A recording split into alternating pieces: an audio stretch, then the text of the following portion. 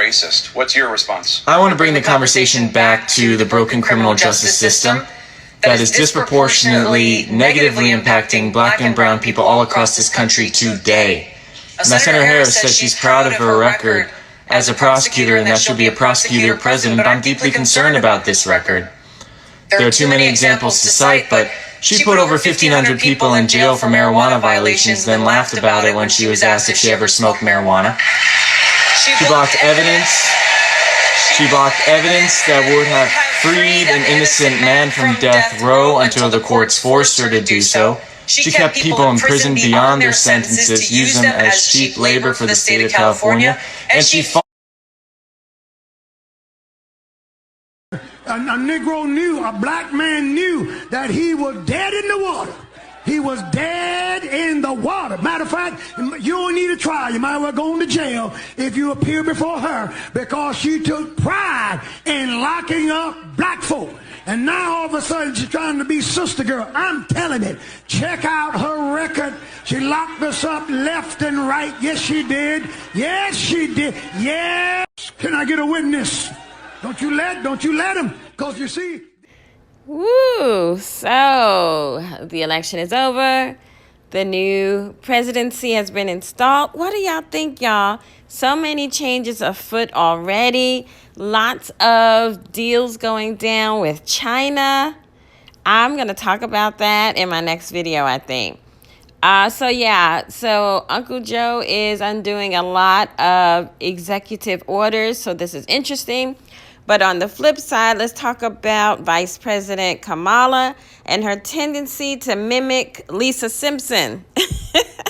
Again, this is where art is mimicking life, or is it foreshadowing? Because the Simpsons episode aired quite a while ago, and look at Vice President Kamala looking exactly like Lisa when she became elected to the office. Wearing this purple, everyone was wearing shades of purple. We know purple is associated with the crown chakra. So mind control, hint, hint, hint. And there's a whole story about pearls and chucks floating around. We see all the black folks was happy wearing their chucks and pearls because they wanted to celebrate the first African-American woman that was placed into office. Well, some people said we already had that. I don't know if I want to go into all of that because I don't like being banned. I like to be able to talk to y'all all this crazy stuff that we like to talk about. After we finished celebrating the first woman of color to be elected officially into office, and we wore our chucks and pearls, and we was in solidarity. We have to get down to the root of the matter. The root of the matter, this lady has a terrible record of supporting black people. In fact, she has done the opposite. She has locked up so many black men for something that is very nominal, and we're talking about that weed charge. And in one of the videos, as was seen, the questioner posed the question to her and said, have you ever partaken of this drug? And she giggled in response and blah, blah, blah. You can look all this up, okay? I'm not making anything up. She has a terrible record when it comes to black folk. But black folk were the ones pushing her forward, propelling her.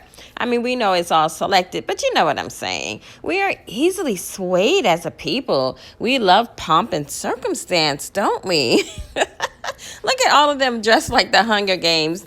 May the best one win. They are telling us, they are playing with us, and they are showing us repeatedly, overtly, overtly, again and again and again, that they mean us no good. Anytime Lady Gaga is premiering at an inauguration of the first black officially elected vice president womanship, Lady Gaga, do y'all know what she worships? Do you know what she stands for? I didn't even feel like breaking down pearls, chucks, the color symbolism, because by now y'all should be on that wavelength. You should be able to pick it up, put it down. But I just kind of wanted to lead you in the right direction. Speaking of Chuck Taylors and Converse and pearls, it was interesting to me a little bit. Only because I actually like this shoe because I like to lift weights and it's one of the best shoes to do that in. And so I always, like to look into the history of things. So what was funny to me about this story is that Chuck Taylor actually was like a basketball star, probably in the minor leagues or something. And he went to Converse and basically became a salesperson for them. And I think he may have pitched this shoe idea or took on the role of development of this particular shoe. I forgot. But anyway, he became a traveling salesperson and he helped build this division of this company into what it is known today as Chuck Taylor.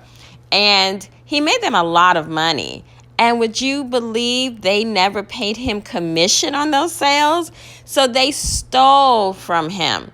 So the legacy behind this shoe is thievery. And we've just experienced this in America. They stole this election. I don't care what y'all think. It is all planned. And they are stealing from the American people every day when they don't give people jobs and stimulus and bailouts like they do corporate America. Okay, that's my rant about that, about symbolism. And even the symbolism of the pearls, we know that it stands for the AKAs. That's the sorority that Miss Harris joined when she was at Howard. But honestly, when you think about it, pearls are taken out of oysters. They have to pry forcibly this little harmless creature to get the treasure out of it. What does that sound like, y'all? They always talk to us in codes, okay? So while you're pondering this video, also look into the background of Lady Gaga. She's another one that stole her whole career from her dead friend.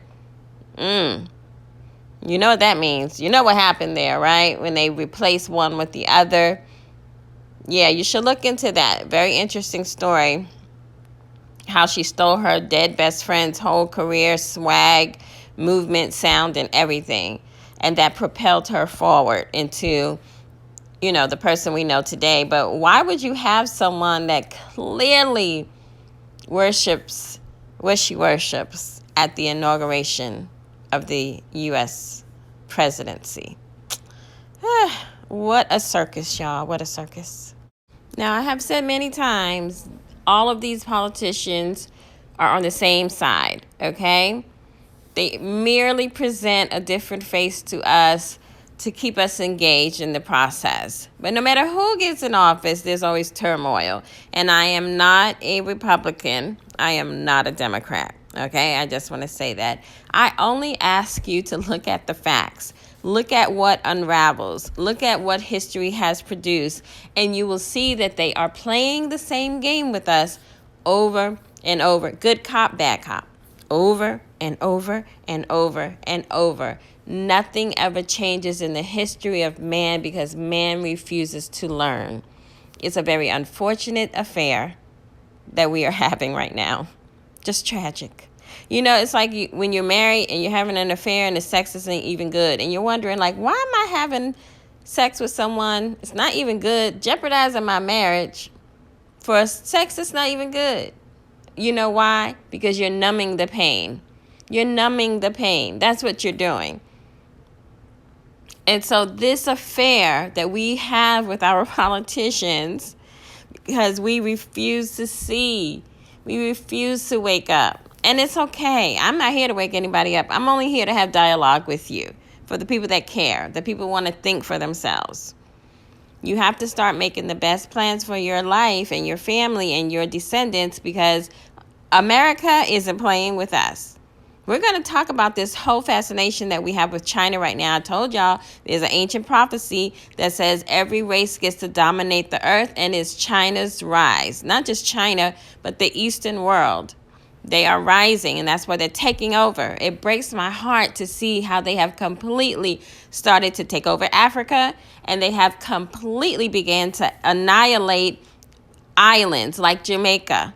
They did it silently. And before you know it, they have locked up that little tiny island where Jamaica is no longer Jamaica. Very sad to see. But this is the state of the world that we live in, y'all. This is the state that, we are leaving to our children's children.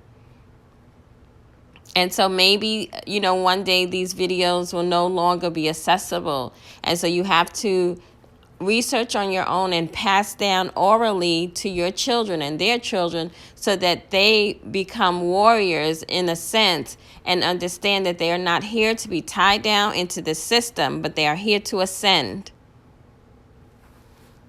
And when you think about it, all of this purple denotes to some degree the idea that you have to always be in search of the philosopher's stone. Okay, that is our mission here, to achieve greatness within our own Merkaba so we can ascend and escape this dimension so that we don't repeat karmic cycles and keep returning to earth as a slave, because we are all slaves to this environment that we live in. And we have to break free of social conditioning and figure out what is important to us. Okay, that's my preach on for the day. Hope I've given you something to think about. I'm Miss Coconut. I hope you're doing well. I'm doing well. And as always, Om Shrim Brezi.